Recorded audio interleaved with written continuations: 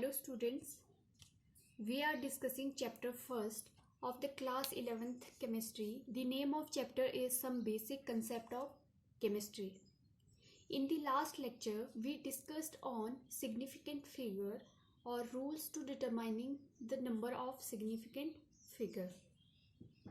Now today we will discuss on laws of chemical combination. Laws of chemical combination में हम study करेंगे जब भी आपके पास कोई भी रिएक्शन होती है, फॉर एग्जांपल ए बी आपका चेंज हो रहा है सी में, ठीक है। ए बी क्या है आपके पास रिएक्टेंट और सी जो न्यू प्रोडक्ट फॉर्म हो रहा है, ठीक है, उसको क्या बोलते हैं हम प्रोडक्ट। जो न्यू सब्सटेंस आपका फॉर्म हो रहा है उसको क्या बोलते हैं प्रोडक्ट। अब कोई भी आपका एलिमेंट कंपाउंड कंबाइन करके न्यू सब्सटेंस फॉर्म कर रहा है, तो यहाँ पे क्या है, ये बहुत से लॉज को फॉलोज करता है, ठीक है। यहाँ जब भी आपका एलिमेंट कंबाइन करेगा तो वो क्या है, किस टाइप से कंबाइन होगा, ठीक है, उसकी एलिमेंट की क्या रेशो होगी, ठीक है, ये सब कंडीशंस, ठीक है, हम लॉज ऑफ केमिकल कॉम्बिनेशन में स्टडी करेंगे, ठीक है। और प्रोडक्ट में क्या चेंज आया, ठीक है, जो न्यू सब्सटेंस आपके पास फॉर्म हुआ उसमें क्या क्या चेंज आया। तो लॉ ऑफ केमिकल कॉम्बिनेशन क्या है, व्हेन केमिकल सब्सटेंस एलिमेंट और compounds are combined to form a new substance, their combinations follows the certain laws known as laws of chemical combination. कोई भी केमिकल सब्सटेंस चाहे वो element हो या compounds हो, ठीक है, जब कंबाइन करता है और न्यू सब्सटेंस आपका फॉर्म करेगा तो वो कॉम्बिनेशन के टाइम बहुत से लॉज फॉलो करता है, ठीक है, उसको क्या बोलते हैं laws of chemical combination. There are following laws, ठीक है। फर्स्ट लॉ है आपका laws of conservation of mass. Second है आपका laws of definite proportion and composition. Third law है आपका laws of multiple proportion. Fourth law is laws of reciprocal proportions. Fifth law is laws of definite proportion by volume. Second law था आपका laws of definite proportion and composition. Now first law, laws of conservation of मास, ठीक है। जो आपका law of conservation of मास है,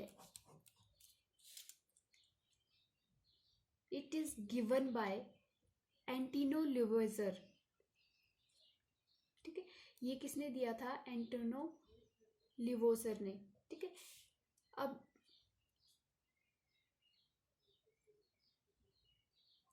अब जो एंटिनो लिवोइजर ने है उसने क्या किया, जब भी हम मैटर मीन्स एटम मॉलिक्यूल्स या जो भी एलिमेंट्स को हम किसी रिएक्शन में ले जाते हैं, ठीक है, किसी भी रिएक्शन में ले जाते हैं, तो ये क्या है, अपने फेस को चेंज कर सकता है प्रोडक्ट, नेचर को चेंज कर सकता है, बट जो नंबर ऑफ एटम्स है वो सेम रहेंगे, ठीक है। और जो नंबर ऑफ एटम्स क्या है सेम रहेंगे। Laws of conservation of mass, it states that mass is neither created not be destroyed in chemical reaction. कोई भी केमिकल रिएक्शन होती है इसमें ना तो मास को हम क्या है बना सकते हैं, क्रिएट कर सकते हैं, ना तो डिस्ट्रॉय कर सकते हैं। ठीक है, तो जो टोटल मास है वो क्या है, कांस्टेंट रहेगा। ठीक, total during any chemical reaction the total mass of the product is equal to total mass of the reactant. अब अगर आपके पास ए के पास ए जो एलिमेंट है वो 10 ग्राम है, बी एलिमेंट 10 ग्राम है। ठीक है, तो जो सी प्रोडक्ट फॉर्म हुआ तो वो होगा 20 ग्राम। ठीक है, ये कितना होगा, 20 ग्राम। तो mass of reactant is equal to mass of product. ठीक है, यही क्या है आपका law of conservation of mass. मतलब टोटल मास जो है वो किसी भी रिएक्शन में कंजर्व रहेगा। फॉर एग्जाम्पल ये ए प्लस बी इक्वल टू सी, ये 10 ग्राम है, ये 10 ग्राम है और 20 ग्राम प्रोडक्ट फॉर्म कर रहा है। ठीक है, ये भी टोटल क्या है, रिएक्टेंट में टोटल 20 ग्राम मास है। ठीक है, और यहाँ पे प्रोडक्ट में भी 20 ग्राम फॉर्म कर रहा है। तो reactant mass equal to product mass. Next आपका एग्जाम्पल है H2 प्लस Cl2, ठीक है, which is equal to 2HCl। ठीक है, तो यहाँ पे एंटिनो ने एक बात और देखी, जो नंबर ऑफ एटम्स है वो जो रिएक्टेंट के number of atoms equal to product के नंबर ऑफ एटम्स। जितने एलिमेंट्स आपके रिएक्टेंट में है उतने ही आपके प्रोडक्ट में भी होंगे। ठीक है, फॉर एग्जाम्पल H2, यहाँ पे हाइड्रोजन के 2 मॉलिक्यूल्स है, क्लोरीन के 2 मॉलिक्यूल्स है, तो ये क्या है 2HCl फॉर्म कर रहा है। हाइड्रोजन के भी यहाँ पे 2 है प्रोडक्ट में और क्लोरीन के भी 2 है। ठीक है, similarly H2O2 equal to 2H2O। ठीक है, तो यहाँ पे H2 वेट कितना है, 4 ग्राम। ठीक है, और आपका ऑक्सीजन का क्या है, एटॉमिक वेट क्या होता है 16, तो 2 इंटू 16 32 ग्राम। तो ये टोटल हो गया 36 ग्राम। और जो आपके पास वाटर फॉर्म हो रहा है वो भी टोटल क्या है 36 gram. Means reactant mass equal to product. ठीक है, ये this is due to the law of conservation mass. ये किसकी वजह से है, law of conservation of mass. Next law है हमारे पास लॉस ऑफ डेफिनिट प्रोपोर्शन। ठीक, ये जो लॉ है ये दिया था जोसेफ फ्रॉस्ट ने। ठीक है, a pure chemical substance or compound always contains same elements combined together in the same definite proportion by weight। इस लॉ के अकॉर्डिंग क्या था, कोई भी प्योर सब्सटेंस है आपके पास, केमिकल कंपाउंड है, प्योर केमिकल कंपाउंड है, they always contain same element. उसमें हमेशा क्या है, सेम एलिमेंट होंगे combined together in same definite proportion में बाय वेट। फॉर एग्जांपल जैसे H2O है। ठीक है, तो H2O का 2 और ऑक्सीजन का एटॉमिक वेट कितना है 16। तो ये क्या है 1:8 में। मीन्स जो 1 पार्ट आपका हाइड्रोजन का और बाय मास और 8 पार्ट आपका ऑक्सीजन का।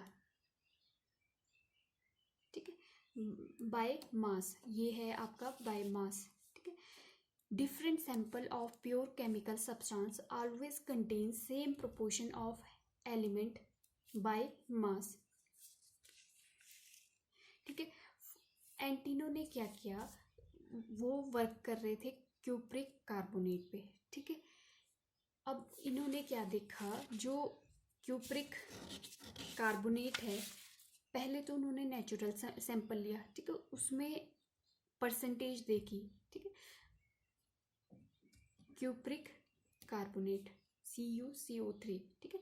तो कॉपर की परसेंटेज नोट की, ठीक है। फिर लेबोरेटरी में क्यूप्रिक जो आपका कार्बोनेट है उसको सिंथेसाइज किया, और उसमें क्या है, उन्होंने एलिमेंट की परसेंटेज निकाली, ठीक है। तो उन्होंने क्या देखा, जो नेचुरल सैंपल है आपके पास उसमें भी और जो सिंथेसाइज किया उसमें भी क्या है, एलिमेंट्स की जो परसेंटेज है वो सेम आ रही थी, ठीक है।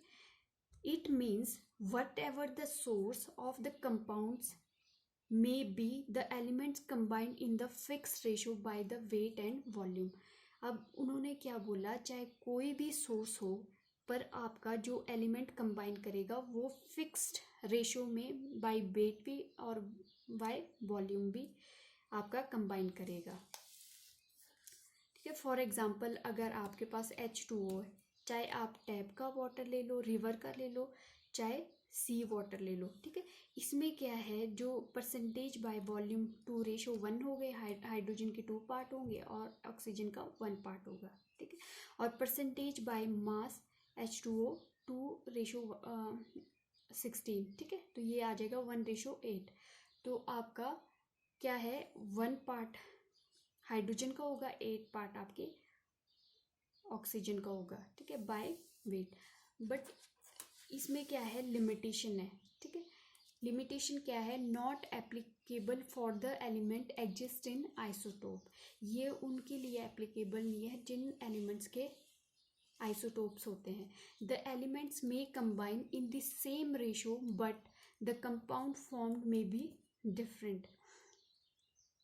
अब क्या है, एलिमेंट क्या है, कंबाइन में भी कंबाइन सेम रेशो में कंबाइन तो कर सकते हैं, बट कंपाउंड्स फॉर्म में भी डिफरेंट कंपाउंड भी फॉर्म हो सकता है इससे, ठीक है। ये तो लिमिटेशन है लॉज ऑफ डेफिनिट प्रोपोर्शन की। Thank you.